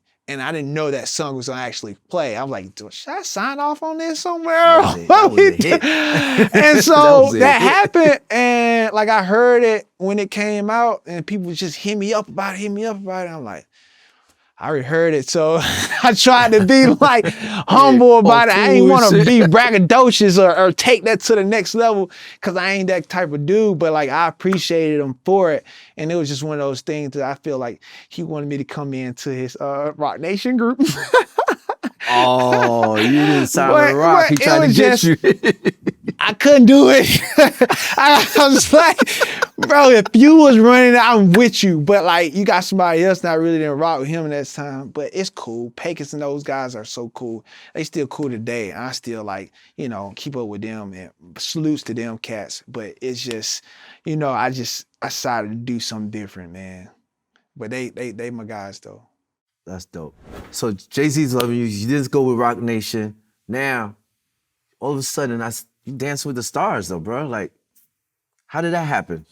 Yeah, that happened. I think they wanted to do it in 2016 too. They wanted to do it like when it happened for me, and I wasn't ready. I really wasn't. I really wanted an off season by myself, just to 8 weeks of going and doing that stuff, man. I couldn't. Like, I really just wanted to get away, and I did, and I got away, in a big way. And so coming up, I think it was like 18, I ended up coming back to it. And so we went at it, and it was like a 4-week term. And so I did that and OTAs at the same time. So I didn't want to miss OTAs, and I did Dancing with the Stars. And that was a tough off season. That was one of the hardest off seasons for us, because we flew up there to the set in LA, and then we came back. We took a red eye and got back at like 6 a.m. and practices was at like 8. So I came off the plane coming into the facility to train. Wow. So it was like the show was on a Sunday night, right? And after the show, I had took a VJ back out to Washington to get ready for practices on Mondays. Wow. So it was just that rigorous like deal of training. Then after we got done with OTAs, my partner would fly down, and we would train at like this dance studio for like 4 to 6 hours after that. Wow. And it was like a non-stop thing, because I had to get the choreography, the steps, the 8 counts. Yeah. Down to a That's T. something different. It's real different, because it's like your face is here now. And like, it's totally different from being in Pats, and like you got hundreds of thousands of people in there and stuff, and like they're seeing you, and then you got like, millions watching. Cool. Millions watching you. But like, it's different because all that Pats come off. Everything. And you're dancing, and you're taking 8 counts and steps, and like you gotta go to the rhythm of the beat in your head, and you gotta watch your partner, and you gotta hold her while knowing all these people are watching you. And you gotta dance, and you can hear it. They should have made you go against Odell. bro, like stop. Like, it was just crazy. Like, I don't even know if he even probably could, like, he could have probably done it. He's a dancer, so I'm sure he would have did it. Yeah, But he could have like, done that. but like the thing is, they had us going against the figure skater. So he obviously knew it, how to do these things. And it was like me and him like battling towards the end. And so it was like the one dance that we ended up making a 10 on was like our funnest dance. And that was something that we had 10s all around the board. But I ended up being a runner up. You lost to A figure figure skater. skater. Yeah. Adam How'd you Roof. feel about that? Bro, I thought this is what it's show about. Giving somebody that's a fish out of the water coming to something that they know nothing about Right. and like performing. And so I was performing against him, and it's just like, dude, like this is your life. Like This is what you do, only on the skates, Like, yeah. like if I like had like a couple more weeks course, I could have done it. But in 4 weeks, like I thought that was pretty solid. But like, you know, he got the mirror ball. And like I'm pissed, but at the end of the day, nothing you can do about it. But like he was like, that's his thing. And for us, I was just the experience of it all. I'm glad it's over. Cause that last week, like we had 3 dances that we had to do. So I practiced for 12 hours on that like Saturday. I was so over it. Like 12 hours. yeah, because like it was like 6 during that day. Early in the morning, we got up and practiced through doing those runs, and then like we took a break, and then we came back and got all the way to like 12 that night. So it was crazy. It was really crazy for me, and I mentally was like checked out. Wow, that's crazy. But I'm glad I did it. While you were, how long did you stay with the Redskins? I was there with them 4 to 5 years. Yeah, 4 to 5. So I almost played that whole contract out. Yeah, that last year. So how did it feel when you played against, the Panthers? Were there any another chip on your shoulder? It wasn't so much of a chip on my shoulder than the fact that I was playing these guys. They knew who I was and how I got down, and Cam was gonna try me. So I wanted to make sure I made a emphasis on the get back. And you did. And he did, and I did. Like I had a pick and a forced fumble in that game. It was big too. It was so big. And gosh, it was just one of those games, man, that I will remember. And I had my girl like from Carolina, like she was there with my mom, and like just remember that whole thing and how it transpired. It was just so crazy because being in Carolina and then playing them in Washington was just a silver lining to all the things that happened. Everything that was happening. Absolutely, man. I think it was just it wasn't so much redemption, but it was the get back. to showing you what you missed. Like, how would you do this? You go and pick 3 guys after I leave. Actually, 4 guys after I leave to replace 1. Like, that don't make any sense. Then you just could have just paid it. But you didn't want to do that. But it's cool, so I'll show you different. And we did. Now playing for the Redskins, you're actually, your background is Native American, right? Yeah, so my grandma, she's on one side she's Cherokee, and then the other one is Blackfoot. So they have mixed both of them. So it's just How did you feel playing with the Redskins and then the whole controversy about the Redskins name? honestly, it wasn't really that much of a controversy to me. And I don't want to be insensitive to anyone or anything, but I feel like people try to put their hands on too much, and they don't know anything about it, and like really try to like touch things that like is broken. And I can't really speak for how other Caucasians may feel in that space or white people, but at the end of the day, like, this is native land.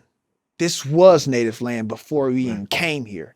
Right. You know what I'm saying? So it's like you usher them up out of here before that case. So how can you speak for them now? Right. And that's just like, for me, it's just, I feel like people break under pressure. And I just think that that's something that was done, and it's there. And like I said, I ain't being insensitive or nothing, because that's like courses through my veins. So I'm not about to speak on something that isn't like truly in me. And so for that, it's just, I don't see that happening. But again, like I said, there's pressure that brings you with things that, you feel like you want to do. That's on you. Those conversations are definitely in a different tax bracket than me. So Right. I just focus on what I can, and that's the game. And when that But happened, you did some other moves. You stepped up for people. You did something in Buffalo when you went to speak to Mayor Brown. Was it Mayor Brown? yeah, Mayor Brown. In Yeah, yeah, Buffalo, yeah. But about the that was like treatment. Buffalo business blitz that we did for the Mm, during the pandemic for the mm, businesses that literally had to be shut down due to that. Like, of course, and then the Hispanics that was over across the border and stuff of that. Flint. I did so many things that like, was dealing with helping someone that needed it or the minority group to the point where like they overlooked or mm, underserved. Like, mm. because I still remember how I was in that car and the moments of my Roman noodle days. Like, I still had those beginnings in me and what I gave back. So again, once I had my number that I got, those funds was allocated to certain people. You know what I'm saying? Certain groups. It wasn't just me. I didn't do this on my own. So I just, wanted to do that. And that's what I always was a champion for, underserved people in general. It don't matter what color you are. Like, I Right. always had a banner for that. And so that was just something that I felt that it was needed to be done. And being in Washington, I just, those was the moments for me. I wanted to be there, but I didn't feel like I was received there for Right. what I Right. truly really brought of who I was because of the fact that, we had players there, but like what players were we really trying to get in there to make us a competing team, a competitive team to really like go at, these top teams. You know what I'm saying? Like, Right. it just Right. got me, but like you got to bring more than just, ourselves to the table here. You can't play both offense and defense. Like, or You was there it's just, after Sean Taylor. When yeah, I was Sean there after Taylor Sean T. after Sean Taylor. Yeah, I was. Same number too, right? No, he had 21, I had 24. 21. He's Yeah, 21, yeah, 24. Right. yeah, Okay. yeah, Okay. yeah. Okay. So And now you went to San Francisco. Before San Francisco, everybody when I think of San Francisco, I think of Colin Kaepernick, of course, right? mhm. Super Bowl we just had. Eminem just took a knee. How do you feel about Eminem taking the knee? I mean, that's what he wanted to do. Cool. Mm, Like, I don't have no like preference on that from that standpoint. I think that I'm more so internal with this because I mm, knew what happened when it all started because I was in those group chats. I was in right. the whole thick of it. So I saw it all transpire. So I don't really want to, too much touch into that and call anybody out because it's just, I know from a different lens than most Mm, and their whole mm. perception on it We're gonna can have to be wait till you destroyed. retire to hear the story. Then There the you real go. story. There you go. There you go. Because again, like I clearly was a stakeholder in that whole conversation. So probably got to buy out of that Okay. question. um, are you still with 49ers? No, I'm not. Like this is You're the a free year. agent now, right? Yeah, I'm free agent. So these years, like last 2 years, I kind of did my deals like towards the end, like training camp kind of thing before we got into that. So I'm like a late bloomer, as I say. These 1 year deals for me, I'm truly loving my time. Right. Because once you get locked in, it's like go to mandatory. You got to go to OTAs, mini camps, and all that other stuff. Like for me, Do you want to go back to the 49ers? do I want to go back? Mm. For me, I can't really. How would I answer that question? If there is an opportunity for change, of course, I think anything is open for subjective. If there's an opportunity there at stake for us, absolutely. But is there one now that I can see? No. No. But is there one that could be in the future? Possibility. There's a possibility it could be. I think there's some things that we have to work out though first before we get Mm. there. Okay. But right now, yeah, I'm enjoying this moment where I'm at right now. You think Kaepernick will ever come back in the NFL?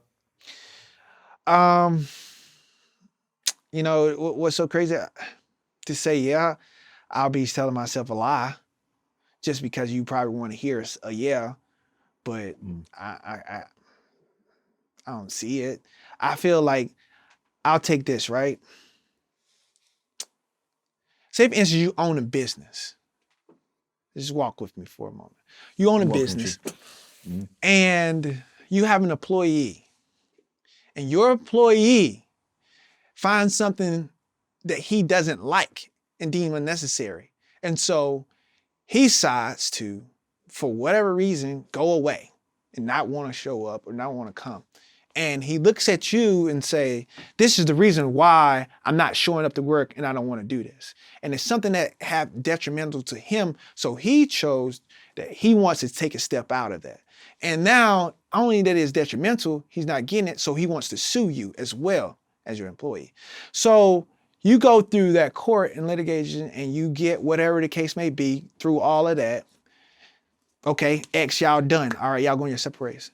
Now he knocks at the door like, hey, sir, can I come back and work for you? You think it's an opportunity that I can come back and work for you? No. That's what the reality people are saying right now. Like, and I have had business, and even when people want to go get unemployment, I'm like, unemployment? Like, you know, I mean, come on, let's be real. You know what I'm saying? Like, let's use a little bit of common sense. Like, with people, like, and I get it. But if you really wanted to come back, you would have never went that route. Right. Because like, if you go that route, now you're saying like, there's no way I'm going to come back into this place again. No matter how many balls I throw, how many workouts I do, like, or how much I'm being seen, like there is like, how can you? But let's think about this. Coach Flores, right? Same thing. Absolutely. Right? Now he's with the Steelers now. So it's Coach Flores. So you bring that conversation in, Coach Flores, right? But you look at it from a standpoint of like, he is suing the league for like the racial injustice that took on upon him with the coach with the Rooney Rule. So now you looking at that, and the Rooney Rule was what? It brought where's the Rooney Rule? The Steelers, right? Mm-hmm. Where is he coaching? Steelers. Why isn't he coaching anywhere else? Tom Coughlin there, the Rooney Rule, Rooney and the Steelers, you know what I'm saying? Like, it got to set in a little bit. But at the same time, is there a Kaepernick like rule? Like who is that? Like, who are your owners? You know what I'm saying? Like, we got to use a little bit of common sense from the standpoint of like, who is in your corner that's gonna like fight for that? You know? How do you feel when he said the NFL is like modern day slavery? Okay.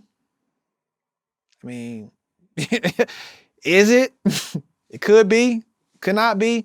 It's all how you look at it. What corporate job isn't though? There's a lot. That's of what I'm saying. Like it's what what corporate job really isn't. Like it's how you take it and how you perceive it to be. Like if you feel like it's how did you perceive it to be? How did you? For me, I perceive it as I'm gonna go in here, I'm gonna do my thing, get my check, and I'm bounce. Like end of the day, like it is what it is. It's all part of life. It's all about how you perceive that life to be. Like what is your purpose in it? This game that I'm playing, this is my passion. Like my purpose is serving and helping other people. Like I knew what that is, and I knew what I want to get from this. And like, how can I develop my relationships that once I leave here? Like these are billionaire guys, like owners. Like, do you think this is their only job? No, this is a hobby for them. Like, let's be real. Like this is something. Have coaches like John Gruden and do what he said and say what he said, and then they get caught. And then you had the coach, the owner for the Clippers, and they take him out of here, say what he said. It's like you still have people with that mentality in there. How does a player deal with that? Like you still go in there. My whole thing is like your mentality, even if you're a player, you come in the league, it has to be strong anyway. You know how many people that's trying to get in the league? Like every day you walk down the street and that 15-1 coming, you know, like there is that moment in time to where people, they have to have some wire that's different about you when you get into the league that has you already kind of like, I want to say systemized in a sense to it in a sense, because you already came up in it and you know once you get there, this is a different level, but kind of with the same like guidelines and rules to the game, you know? But every level that you go up higher is a different demon you're going to face. And so they're going to be a bigger one at the next level and a bigger one at the next level. Right. How you choose to handle that demon is that totally up to Right. you. And like at the end of the day, you know what you get into. You know these people are like that. How you operate with them in order to get what you want out of the situation. Right. Like anybody can have a crush. Anybody can have a moment like they're at their worst. But how do you get up from that moment? Like you're going to blame somebody or you're going to actually do something about it to get yourself out of it. Because if I sit here and I blame this, how much time I took blaming somebody that I can actually be working on this solution. Right. You know what I'm saying? So like, I feel like it's what you take. Yes, it's racism. It is. Like, we're not going to sit up here and say that. Right. Like, there's not racism. There's racism everywhere. But at the end of the day, before you cut it out, you got to also understand how you take that and use that for good. It's totally up to you. That's right. I like that. Before I let you go, one more thing. Yeah. It's not football. This is basketball. Yeah. Fact. Okay. Stephen A. Smith called Ben Simmons the most pathetic, weakest athlete he ever seen. How do you feel about when the media, right, quote unquote, are going at athletes and saying things like this? Listen, man, I can be the first one to say that the media is definitely not my friends. We know that, They right? have never really been like in my corner probably 1 year out of the 10, 11 I played. But it's just the music is loud, but it takes a strong-willed-minded person to annoy the noise. Because it's like you want to poke back at that bear so much. You want to give it back to that person who coming at you. But they coming at you for a reason. They coming at you because you are a person of interest. You got notoriety, you have fame or whatever success that people deem you supposed to have. Because they want a reaction out of you. Because they get a reaction out of you, they feel they won.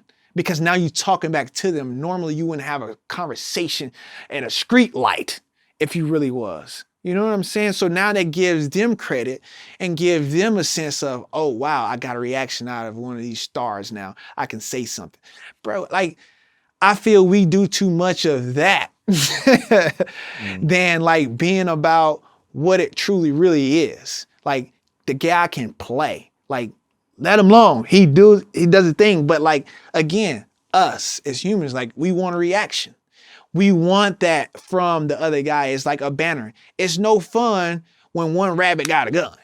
You know what I'm saying? Right. Like, it's both of them. It's fun when you both going back and forth at each other. Oh, he said this, she said that. Oh, it's shots going. Oh my gosh, what a tea. Like you have no tea if you don't respond. It's just one-sided. So I just feel like I've learned that through the past. Like before, I used to give them shots because like, you're going to take one at me, I'm going to take one back at you. One back at. But like Because now, there's a certain line you don't cross.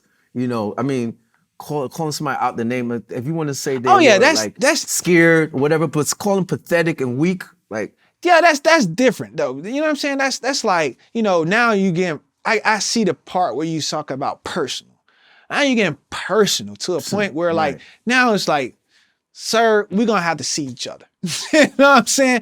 It ain't so much you're going to see each other online or something. I ain't about to do this whole tweet thing. Like, we just that gonna, same when you energy see when I me, see you. just keep the same type of energy that you got when you decided you want to send off this message. And I feel like that's just for any pundit. Like, regardless of where you at. Like, you just don't sit up here and say that and say, oh yeah, well, I had to say that because of TV or the telethon. But then when I see you in person, it ain't the same energy. Bro, that's fake. Like, you're not real. Then don't come and dap me and think we cool. We gonna have a conversation about what you said, you know? And I ain't talking about no Chris Rock and Will Smith type conversation. Right. You know what I'm saying? Yeah. There'll probably be a little bit more. And then we're going to go to the back room and have a conversation, meeting other minds. We're going to probably be doing a little tussling, but it ain't going to be the tussle you like. Hey, man, I appreciate you, man. I can see that, you know, they say a lot of football players, you know, they're crazy, they're wild, or whatever. I hung up with some of them, but you got great energy, man. Hey, listen, brother, I'm blessed, man. I truly am. Came from a good family, good stock, and, you know, treat others like you want to be treated. That's the best thing. I don't see any CTE in you, bro. hey, hey, I ain't gonna lie. I had a couple concussions, but like I kind of keep it all mellow toned out. You know, I'm blessed that I haven't been, struggle with anything, but it happens. It truly happens. It does happen. It happens, man. And then it's our game, and it's so unfortunate. It really is. But like, what do you do when you want, to win the crowd? It's modern day gladiator stuff. That's It right. Yeah. truly is, man. They used to do that back in the day in arenas, and now it's just modern day. Here we are, fast forward 21st century, we still doing it, but like with helmets and pads and stuff that we run into. They make the game a little bit more safer, but at the same time, you can't avoid the collisions that comes with this. It's real. Maybe they should wear like the kids wear I think you guys wear it too. The I'm not walking around out there with no like whole tulip on my head. That's the whole tampon, bro. I'm not going out there with that. That's stupid. Like, what's the point then, man? I got a whole weight vest on my head. I'm going out here like looking like Gazoo. Like looking like a zoo. You might well say we got leather helmets at that point. We evolved. I feel like our technology got so much better now that we don't have to go that route, bro. When you plan to retire? When I plan, you know what? I've been looking at it. I got another year or two left for me. Like that's counting this year. I don't see us going past 12. I said is my number, but now we in 11. So I have so much outside of the game, man. Like I have a production company, like a movie production company, like yeah. So like we out in LA a good bit and Miami, and here in the A, but like. That's developing it and taking on its own leg in a coffee company. So it's so much stuff to the point where the game is starting to be like, I can play it because I love it. And I really want my championship. And that's the only reason why I'm still playing, because of my championship. I've done everything in this game and all I wanted to do in my life. Number one at my position, shoot, highest paid in my position, all like Pro Bowl, all pro, like all of that. Except the Super Bowl, my guy. Super Bowl. That's it. That's all I'm missing, that ring, and for me, I went to 2 championship games, 3, AFC, 2 NFCs, and now this. Like, that's all I'm missing. Like, I get that. Hey, bro, you can sign, seal, and deliver me wherever you want. Should Antonio Brown retire now that he got his ring? Because I don't know if he's coming back. You think he's coming back? After that escapade, yeah, bro, he's done. He should just chill out, right? Bro, at this point, man, I don't know, man. He may want to go ahead and get his own league. Because it ain't gonna be in this one. He just dropped the album. Let him do his music. Listen, bro, like he can do whatever he want to do, man. He say he paid. He hanging with Kanye. They out there yaying. So, I mean, shoot, that's what they own. Cool, but like, I can't really speak for the man from that standpoint because I ain't the owner or a GM. But at the same time, that's what they did. They know what they get into before they get into it. So, I mean, I'm praying for my brother. I hope he be all right. But at the same time, bro, like some stuff you just can't do and think you're going to be all right. Thank you, man. Appreciate you, John. Respect, brother. Thank you. My guy. Jay, no. Yes, sir. I gotta get you for Shade 45, man. I'm gonna get your people contact so we can do an interview on Shade 45, bro. Yeah, that's what's up. Yeah. That's so we can do it. All right, bro. Thank you, man. Yes, sir. Peace.